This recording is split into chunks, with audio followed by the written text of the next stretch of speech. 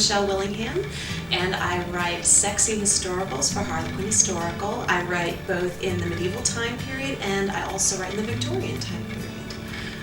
My latest books are Claimed by the Highland Warrior, which came out in May, and the sequel is coming out July 19th, and that one is Seduced by Her Highland Warrior. So I created a band of brothers in medieval Scotland, and it's almost like Braveheart meets Seven Brides for Seven Brothers. So I had a lot of fun with that concept. For me, I love alpha men. I love strong heroes and I love tormented heroes because they have so much room to grow.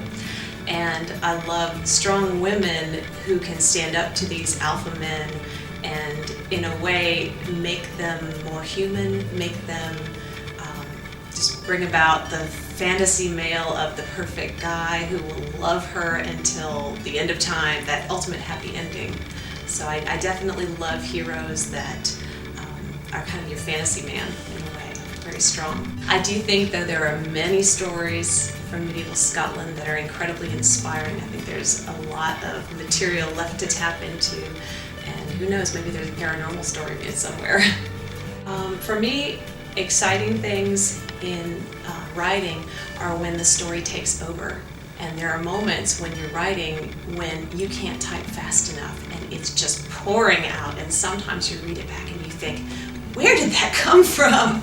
And you look back and I really think that your subconscious is pulling it all together, and you have to trust as a writer that it's going to come together eventually and the story that you love will get there. But sometimes it's not always the one you expect it's going to be. Sometimes it's better. And I love moments like that. It's like wearing a different hat or putting on a different dress when you're an author, because when you write medieval stories, they're very raw, and the men have big swords and they're off fighting the enemy, and they'll grab their women and carry them off, and there's just a really visceral quality to them, and they're fun to read, fun to write. And the Victorians, you can't have your hero grabbing the heroine in the ballroom. It's not going to work. But it's a different type of story, and to me the Victorians are fairy tales, and I've loved fairy tales growing up. So my accidental series, each one is based on a fairy tale. But I actually do love writing both medieval and Victorian. It gives me a change of pace, very different types of stories, but they both have strong men in them, and they both have their wonderful happy endings.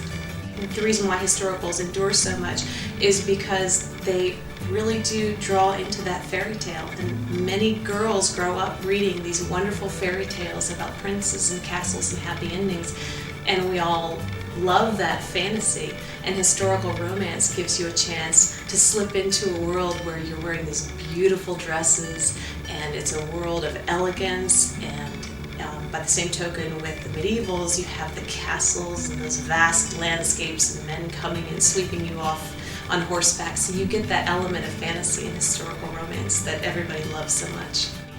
If I could live anywhere at all, it would be Ireland. I have been there 3 times now, and every time I go back, there's something that calls me to that place. I think it's the hills, and I think it's the fact that the land itself feels like it's steeped in stories. If you meet someone, a stranger on the street, it literally is a friend that you've just met for the first time, and that's to me what Ireland is. So if I could live anywhere, it would definitely be Ireland, and if I could, I would preferably live in a castle overlooking the sea.